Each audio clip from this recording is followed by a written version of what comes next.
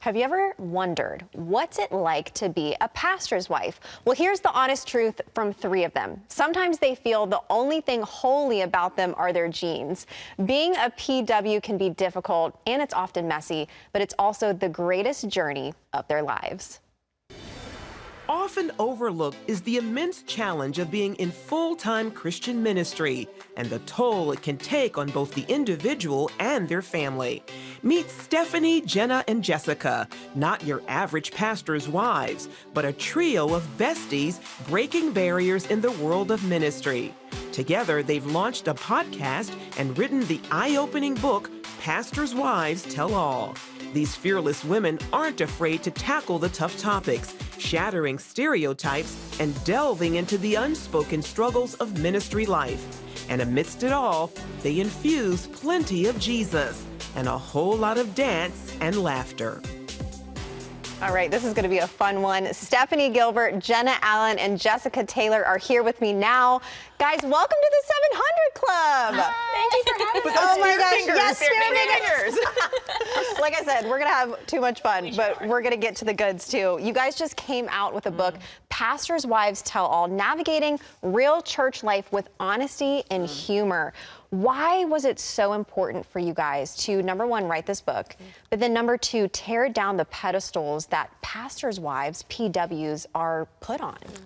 There should never be a pedestal that we're put on. The pedestal is for Jesus Christ alone, and we are just here to serve him. Right. And we have gotten this wrong for so many years, and we wanted to see this damage undone. Yeah. And we want to be a part of that change, and we want to see a healthy church and growth. Yeah, and you guys also have a podcast too. So like let's go back a little bit. How did y'all even come together to be this trifecta amazing trio? How did the podcast start? Talk about that too. So Jenna and I have known each other for quite a few years, and our husbands actually served together in our youth ministry at a church that we used to be at. And then we met Stephanie a few years later, and it was just love at first talk on the phone. And It was. Yes. I got off the phone, I said, I really want her to be my friend. I told my husband that, you feel like friendships is like dating. And it's funny because from there, we met because there was a women's conference that I thought God was calling me to put on to bring the church together. Although I didn't quite hear him right. I tried to make things happen. But because of that conference that never happened because of COVID, 2020, I ended up meeting these two because they were going to be a part in helping. And then from there, I don't know, one day I just looked at them and I said, you know how you just don't feel like you fit as a pastor's wife? Like, we're kind of weird. we We're different, you know? Like, we're not perfect or anything. I said, what if we started a podcast called The Very Worst Preacher's Wife? And then, I was like, right? That could be fun. And they surprisingly were like, no, for real, let's do it. And then Jessica looked, she goes, guys, I got it. It's Pastors' Wives Tell All. I love that. Well, what do you guys, talk about the heart of the podcast? What is the heart of what you guys talk about, all that stuff? We want pastors' wives and ministry leaders to know that you're not alone. Okay, we're human. We make mistakes.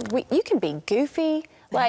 Not everybody is the same. And I feel like we just grew up with this idea that all ministry leaders were serious all the time. And if you weren't, then it was taboo, that you couldn't crack a joke or, dance or have a tattoo, So there's so many things that we talk about through this podcast, friendships, community. I mean, you name it, church hurt, it's in there. Yeah. And one of the things that I think is so awesome about you guys and why so many people love you and appreciate all that you guys are doing through the podcast and obviously through the book too, is you are unashamed of being who you are and who God has called you to be. How has that helped you guys navigate all of the challenges of actually being pastors' wives? Yeah, I think that we really just have to know who our identity lies in, and that was hard until I got in my 30s to really know who he has called me to be and then to walk in that freely, but then as friends, walking together and just being ourselves is such a beautiful thing. And then into the church. If I act like I'm someone I'm not, then I'm not going to be able to help and serve the way the Lord has called me to do.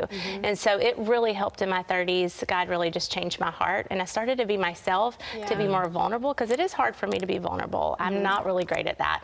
But when I started to do that and started to walk in who God has created me to be, my relationships changed within the church. I started to trust more, and walls were broken down. And I have seen so much change within our community, at our church, and within my friendships, for sure. That's awesome. Well, I also wanted to ask you guys, obviously we hear so much about the pastor's calling. Like, it is a specific calling for the lead pastor, head pastor. But what about the pastor's wife? Like, are the callings the same? Are they similar? Are they different? Like, what have you guys experienced being pastors' wives? It depends. So some of us feel very called. Like, I feel called to youth ministry just like my husband does. But I know other pastors' wives who fully believe that they are called to be at home with their children, and that is their main focus, and just to support their husband in his role. And maybe they're called to something completely different. Maybe they're doing photography and they're doing it in Jesus' name, and that's okay. We all are individuals. Yeah, we're a couple, but we have individual callings too. And that's important. Yeah, that's powerful. Well, how do you guys balance the demands of being a pastor, but not just a pastor's wife? Like, you guys are ministry leaders as well. How do you balance the demands, but also like unplug and really find rest and all of that? Oh my goodness, it's hard. It's hard, and we're still working on that. But for me personally, like, my husband and I have to make sure we're communicating very well about all the things that we're doing.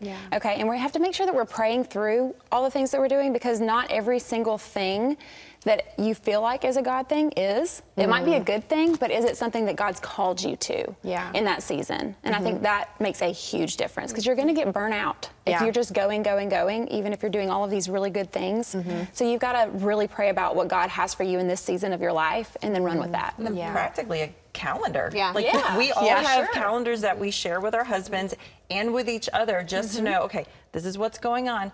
Sorry, I have to say no to this because this is my family day. I have to spend time with my family. And unplugging is quality versus quantity. So definitely making sure that even if I have 15 minutes, it's going to be the best 15 minutes I can give, you know. So definitely that. And just having fun. That's how we dance parties, traveling, all the things really help. I love that. And obviously, so many people love and appreciate you guys, because you just bring humor. You bring humor into it. I love all the dances, like the funny videos you guys do. I absolutely love that. Keep doing that. Don't stop. Don't change that. I wanted to also ask you guys about church hurt. You don't shy away from that in the book. You don't shy away from that in the podcast. How have you guys, number one, experienced that, but also how have you been able to overcome that and help others who are facing that? I think that I could have never imagined that the Lord would use some of the worst pain in my life and my husband's life for His glory. And so we have had a lot of church hurt, but now I'm being able to share what God did through that. I think the main message that I would tell people is that we are going to hurt people, and it's going to happen, and we are messy, and the church is messy. But I had to remember during our church hurt that Exodus 14:14 says to be still, and the Lord will fight for you. And so I had to know that no matter what we go through, He's going to fight for us, and not to leave the church. To find healing and counseling, but get back involved. You know, it might be at a different church. It needs to be if it's unhealthy, but to get back involved, because we are called to be part of the body. Amen. And listen, ain't nobody perfect. Nobody is perfect. We're all broken. That doesn't excuse, you know, certain things, but we're definitely not perfect. Last question I want to leave you guys with is, you know, what word of encouragement would you give to young female leaders out there, whether they're a pastor's wife or not? Because I'm telling you, this book is not just for pastors' wives. It's for ministry leaders, and women are in ministry and are called to ministry. What word of encouragement would you give them? I think one of the biggest things is to find out, we keep saying identity, but you're not going to be able to do anything if you do not know whose you are. That's right. And so until I know who I am and who He's called me to be, I'm going to be looking to the right or the left, trying to figure out and try to be like so-and-so over here and so-and-so over there. I need to learn how to be who God's created me to be. So learn yourself. Learn the things that make you tick. Learn your passions and giftings and how God can use those for His glory. It doesn't matter how small or big, behind the scenes or up at front. Like, be confident and know that you are loved and that you are called. And stop living in the shadows where the enemy wants you, and start to come into the light where He has called you to be living in freedom. And it will be a wonderful journey. Come into the light. What about you guys? I was like, she just dropped the mic, and I feel like she was running Nothing else away. to add. And I was like, but bam, that is what I want them to hear. Hey, it's all good. It was fire.